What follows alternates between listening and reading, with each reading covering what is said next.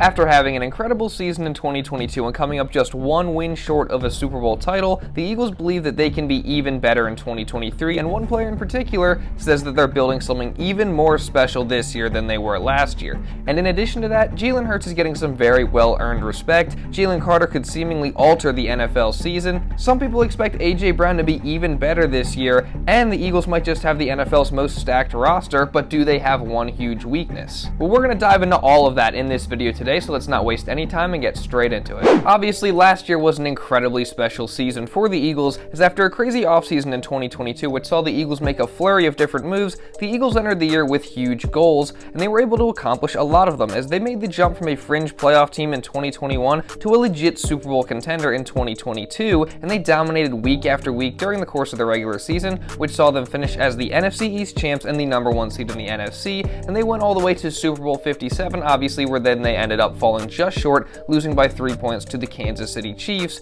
But despite falling short, it was still an amazing year for the Eagles. Now, if there's one thing that we do know about this organization and about these players, it's that they're not satisfied in the slightest, and they're surely going to be looking to finish the job this upcoming season. Now they know they're not going to be right back in the same situation without putting in the work every single day in the offseason, and of course once training camp and the season gets started, as last year's over and this is a whole new season, and they know they're going to have to build this thing from the ground up once again, and it seems like they've been doing a fantastic job of that so far. And Eagles legend Brandon Graham seems to think that they're already on the right track, as he recently had an interview on Jacob Sports where he said, quote, "I can just see that we're building something even more special." And he's referring to last year's team when he's saying they can be more special. So I mean, you gotta love this quote from BG, because we obviously all know what the Eagles' goals are, which is to win a Super Bowl. We know what their mentality is and how they're going to go about accomplishing these goals and what their approach is going to be. And we know it starts right now in the offseason. It started right after the season ended. It started in OTAs, and now they're going to have to continue to build this thing back up once we get into training camp and we get closer and closer to the start of the regular season. So to have one of the vets and leaders in Brandon Graham say this is a great sign for where this team currently is at, and overall this is just a really positive sign. But Brandon Graham's comments certainly aren't the only reason to have confidence in this current Eagles team, because they might just have the most talented and stacked roster in all of football, and PFF certainly seems to think so. They recently ranked the Eagles offensive line as the best one in the league. They also recently ranked their defensive line as the #1 defensive line in the league, and now as of this week they have ranked the Philadelphia Eagles roster as a whole as the #1 roster in all of football, citing none other than the team's trench play as their biggest strength. And the article, which was written by authors Dalton Wasserman and Jim Wyman, said this, quote, "The Eagles led the league in pass protection and pass rush grade in 2022, making life easier for everyone around them. Their offensive line allowed Jalen Hurts to become an MVP caliber dual threat. Their defense finished with the 3rd most sacks in NFL history during the regular season. Their units up front are loaded with stars, including Jason Kelce, Lane Johnson, Hassan Reddick, and Brandon Graham. While Javon Hargrave is a big loss on the defensive interior, they had Jalen Carter fall into their laps in the draft. The Eagles' offensive and defensive lines will keep them competitive despite departures elsewhere." And now we've already talked more in depth about the Eagles' offensive line and mainly their defensive line in previous videos, so you can go check those out after this one if you would like to do that. And there's no doubt that this is what has made the Eagles consistently successful in recent years, is their dominant play from the trenches, and that should only continue in 2023. But now, speaking of the trenches, one player that paragraph did mention is Jalen Carter, and he's a guy who some believe could be critical for the Eagles this season. And recently, Matt Verderame of Sports Illustrated wrote a very interesting article called 10 Defenders Who Could Alter the 2023 NFL Season, and basically in this article he just went through a bunch of different guys that he thinks, if they have great seasons, can help take their team to the next level and in turn alter the NFL season. And somewhat surprisingly, he had Jalen Carter ranked as the #1 player on this list, and his reasoning for this is that, quote, "If Carter becomes an instant star in Philadelphia's interior, he replaces the expensive Javon Hargrave and allows the Eagles to keep fielding the league's best front.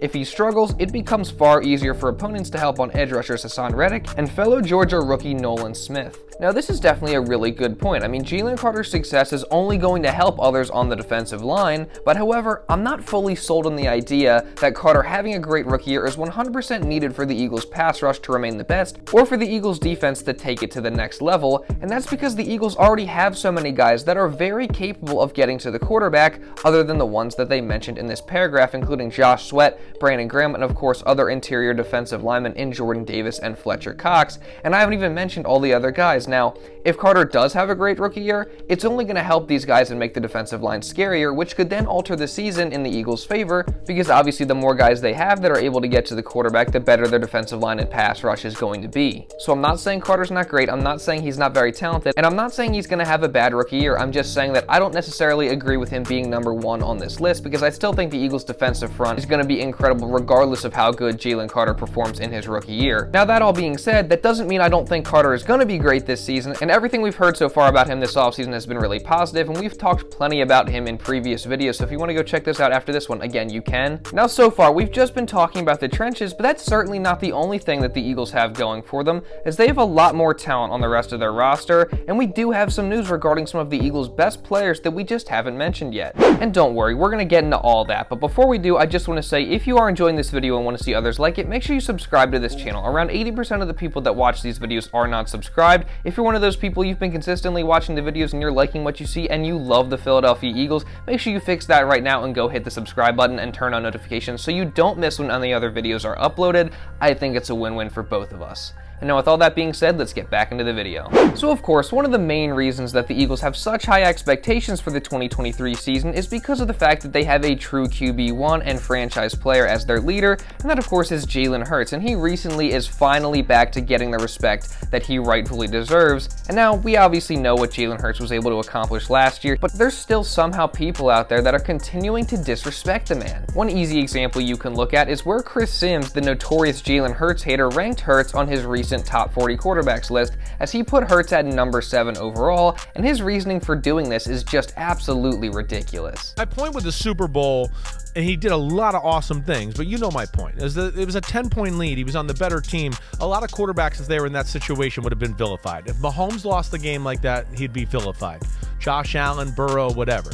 That was my only point, right? And I know he still had a great game, but my point was, again, like what I was saying, that he needs to improve some areas so teams can't play them like that anymore, right? Because like I try to, and I know this, I don't mean to sound like, but again, if a team played Mahomes like that, he wouldn't have thrown for 350, he would have thrown for 550. And I'm not trying to be a jerk. I mean, there's just so much wrong with what he said there. I mean, first of all, does he not understand that there's only so many possessions in the game? I mean, it's not like the Eagles didn't score on a lot of possessions. It's not like they had a lot of missed opportunities. Of course, there were some throughout the course of the game, but there were very few possessions where Jalen Hurts wasn't able to move the Eagles down the field significantly at all. So I don't understand the argument that if it was Patrick Mahomes, he would have thrown for 550 passing yards. That just doesn't make any sense to me. And is he just going to discredit what Jalen Hurts gives you on the ground with his legs, given that he had the most rushing yards by a quarterback in Super Bowl history? And he's also talking about the blown lead, but I'm pretty sure that there was only one possession in the second half where the Eagles didn't score any points. And it's not like the defense did them any favors because they weren't able to get a stop in the second half either. So I mean, that whole argument just makes no sense. And when you look at some of the players he has ranked ahead of Hurts, it makes even less sense, as he's got Lamar Jackson,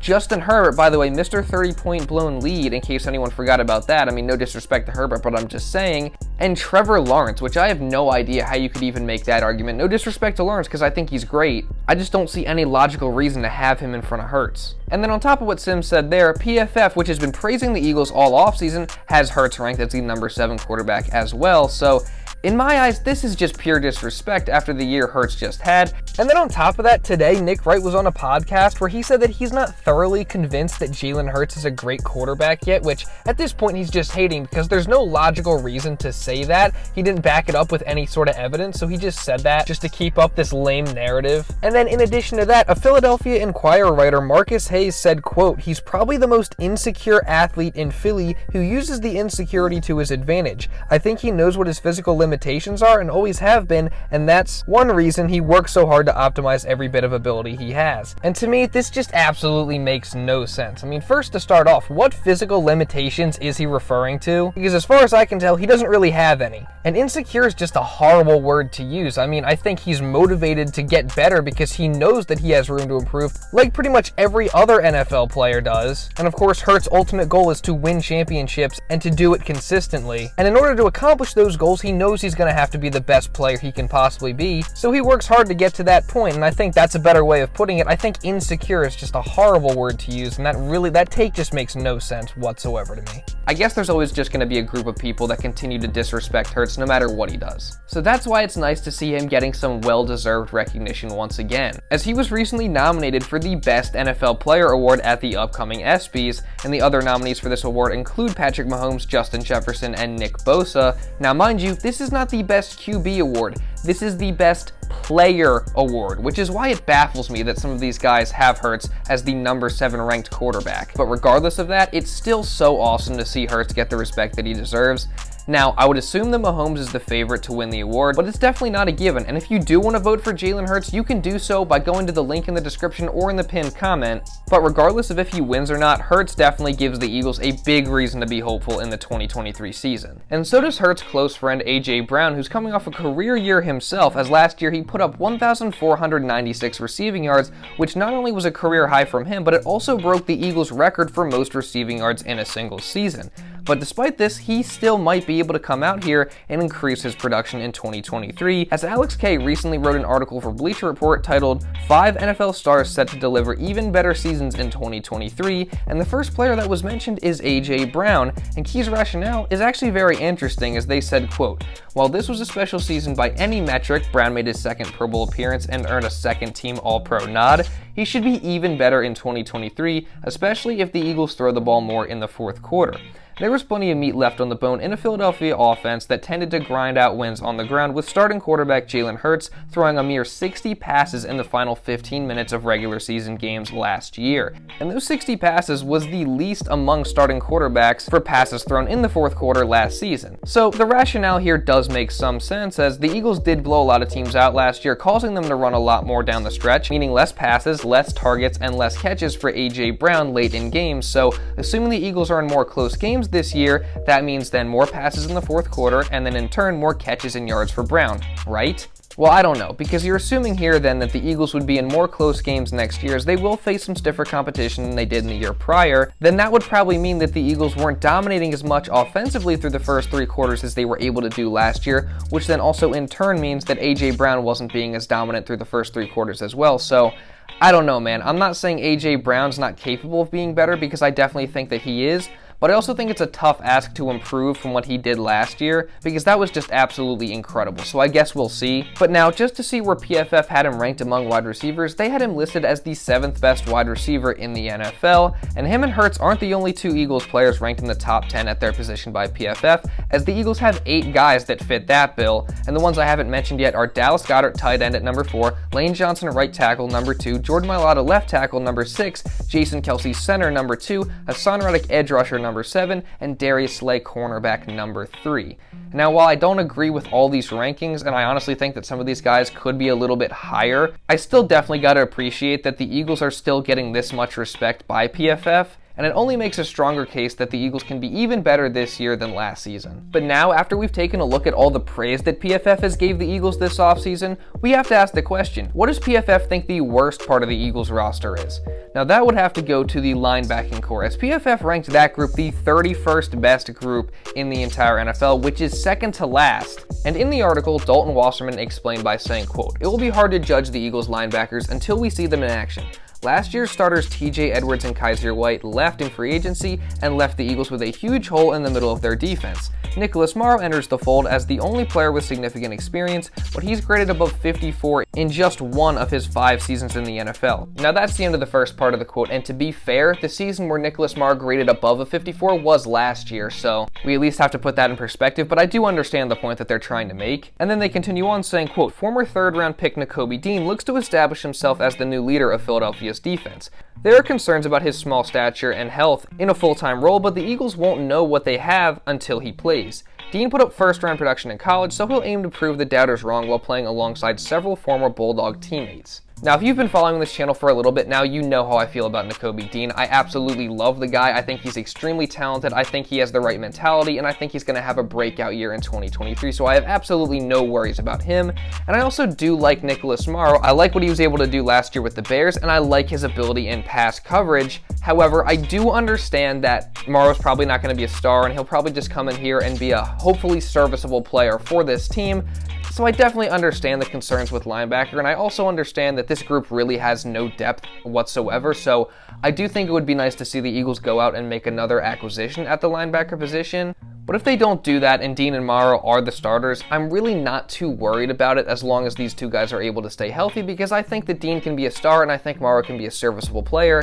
And really, as long as they're both just serviceable this year, I think that's all the Eagles really need from the linebacker position, just considering all the other talent they have on this defense around them. So now, when you take a step back and look at the Eagles roster as a whole, I mean, it's just incredible, as they have assembled a team that has a chance to be super special this year, and like Brandon Graham said, it looks like they're building something potentially even more special than last year. And now, as training camp nears and the season gets closer, the Eagles will look to hopefully finish what they started last season. Can they do that? I guess we'll find out. But that's pretty much all I got for this video, guys. Let me know your thoughts and opinions down in the comments below. Do you think the Eagles could be even better than last season? I'd love to hear your guys' opinions on that. And if you did enjoy this video and want to show some support, make sure you drop a like on this video and also subscribe if you don't want to miss any videos like this coming in the future. If you want to watch a video discussing the Eagles defensive line more in depth, you can go watch this one right here. And now with all that being said, that's pretty much all I got for this one, guys. So thank y'all so much for watching, and I'll see you in the next video.